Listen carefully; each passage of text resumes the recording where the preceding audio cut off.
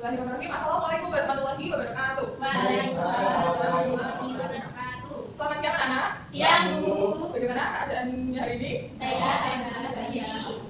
Untuk mengawali pembelajaran pendidikan Pancasila pada siang hari ini, marilah kita baca Bismillah secara bersama-sama. Bismillahirrahmanirrahim. Untuk materi kita pada hari ini yaitu hak dan kewajiban sebagai warga negara. Nah, ada yang tahu apa itu hak warga negara? Segala sesuatu yang diperoleh karena sebagai anggota suatu negara. Segala sesuatu yang diperoleh sebagai warga negara. Kemudian untuk kewajiban warga negara, ada yang tahu? Yang harus dilakukan. Ya, jadi yang harus dilakukan sebagai warga negara. yang harus dilakukan sebagai warga negara. Jadi untuk hak warga negara adalah segala sesuatu yang boleh atau yang berhak diperoleh oleh warga negara. Kemudian untuk kewajiban warga negara adalah segala sesuatu yang dilakukan atau wajib diperoleh oleh suatu warga negara. Selanjutnya, untuk contoh dari hak warga negara berkaitan dengan keprihatinan ekologi. Jadi ini temanya adalah hak dan kewajiban warga negara yang berkaitan dengan keprihatinan ekologi, pencemaran lingkungan di sekitar kita. Jadi untuk hak warga negara atas lingkungan hidup yang baik dan sehat itu diatur dalam pasal 28 ayat 1 Undang-Undang Dasar 1945 yang berbunyi, setiap orang berhak hidup sejahtera, lahir dan batin, bertempat tinggal dan mendapatkan lingkungan hidup yang baik dan sehat serta berhak memperoleh pelayanan kesehatan. Yang kedua, hak untuk berpartisipasi dalam pengelolaan lingkungan, dan yang ketiga, hak untuk mendapatkan informasi lingkungan. Kemudian tadi kewajiban warga negara. Kewajiban warga negara contohnya apa saja, anak? Membayar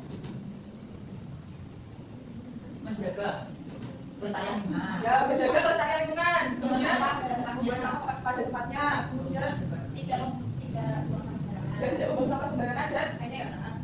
Kemudian yang kedua yaitu kewajiban warga negara diatur dalam Undang-Undang Perlindungan dan Pengelolaan Hidup pada pasal 70 ayat 1 yang berbunyi, setiap orang berkewajiban memelihara kelestarian fungsi lingkungan hidup serta mencegah dan menanggulangi pencemaran dan kerusakan lingkungan hidup. Baik anak-anak, ini adalah contoh dari pencemaran lingkungan yang ada di laut. Dan ini akan ada banyak sampahnya ya, anak. Ini ada sampah apa? Sampah plastik. Sampah plastik. Berarti kalau sampah plastik itu bisa diurai atau tidak? Tidak, susah. Tapi lama. Dan caranya kita untuk menjaga lingkungan itu atau kewajibannya kita itu seperti apa? Tidak buang sampah sembarangan. Ya, tidak membuang sampah sembarangan. Ambil sampah. Ambil sampah. Masih jauhan Bu. Ya, betul, gitu ya. Dan anak ini adalah salah satu kasus pencemaran lingkungan yang terjadi di perairan Pulau Baka Belitung yang di sana tercemar adanya timah. Dari penjelasan materi yang sudah saya jelaskan tadi, ini ada penugasan secara kelompok. Nah, ini nanti dibagi menjadi dua kelompok. Ini Mas Karisma sama Mbak Rizky kelompok 1, Mbak Lia sama Sinta kelompok 2. Untuk penugasan kelompok itu sudah saya tampilkan di layar LCD. Untuk kelompok 1 itu mencari dan menganalisis kasus keprihatinan ekologi pencemaran lingkungan di Indonesia. Untuk kelompok 2, carilah dan analisis kasus keprihatinan ekologi pencemaran lingkungan di dunia. Dan untuk kelompok 1 dan 2 itu berikan alasan mengapa atau pentingnya menjaga lingkungan di sekitar kita. Sudah dipahami ya anak? Sudah. Saya berikan waktu sekitar 15 menit untuk mengerjakan ya anak. Cara ngawur ya, cara ngawur.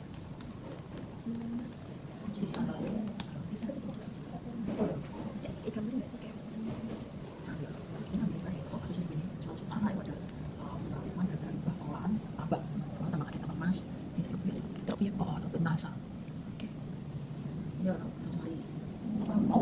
Oke anak-anak, apakah di sini sudah selesai semuanya dari kelompok 1 dan 2?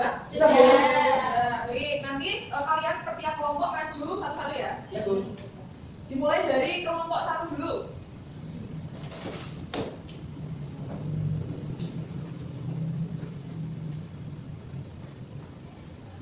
Assalamualaikum warahmatullahi wabarakatuh. Waalaikumsalam warahmatullahi Di wabarakatuh. sini saya Karisma dan saya ada Mbak Rizky.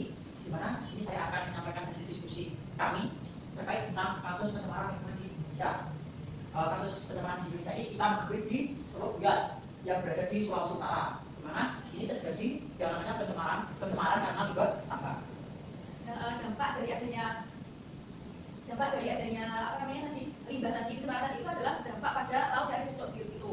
Nah, dampaknya adalah apa namanya, ikannya itu banyak mati, dan juga dampaknya dalam manusia itu masalah pernafasan, kesehatan.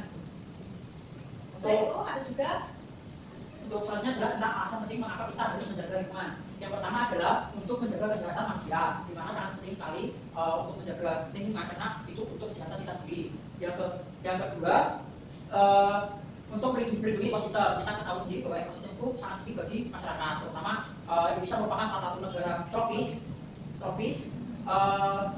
di mana ekosistem itu sangat berhubungan dengan kehidupan kita, berkaitan dengan sumber daya air, sumber daya alamnya, dan juga sumber daya manusianya. Sehingga kewajiban kita dalam hal ini adalah menjaga lingkungan dengan cara tidak membuang sampah sembarangan ataupun ketika kita dewasa nanti. Kemudian hak kita adalah mendapatkan lingkungan yang sehat bagi perusahaan. Terima kasih untuk kelompok 1, berikan apresiasi untuk kelompok 1. Selanjutnya dari kelompok 2, silakan maju untuk mempresentasikan hasil diskusinya.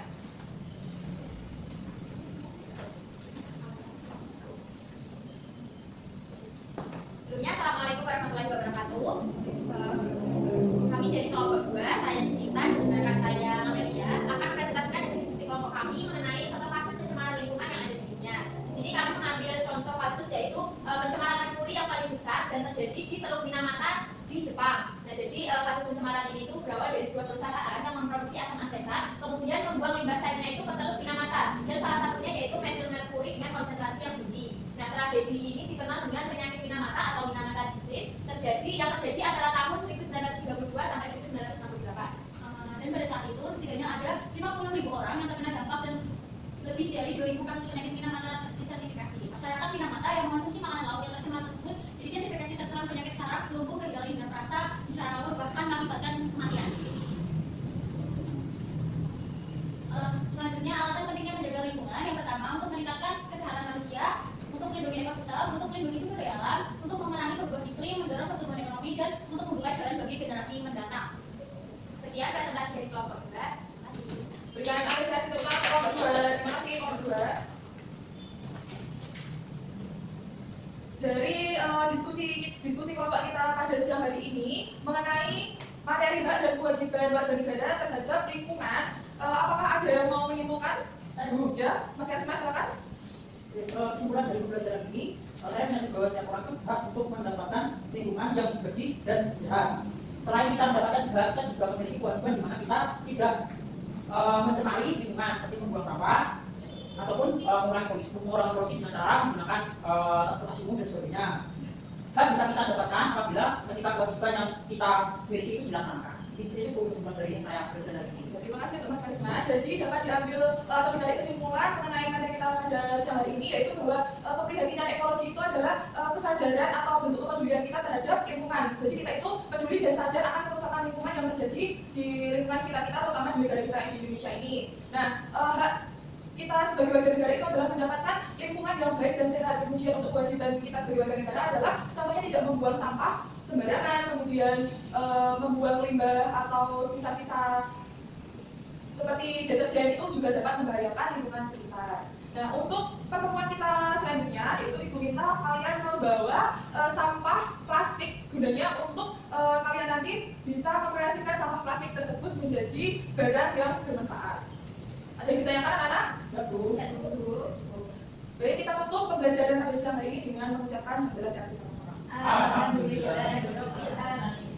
Terima kasih, semoga ilmu yang Ibu sampaikan dan yang kita pelajari hari ini dapat bermanfaat untuk kita semuanya. Saya tutup. Wassalamualaikum warahmatullahi wabarakatuh. Waalaikumsalam warahmatullahi wabarakatuh. Terima kasih, Bu.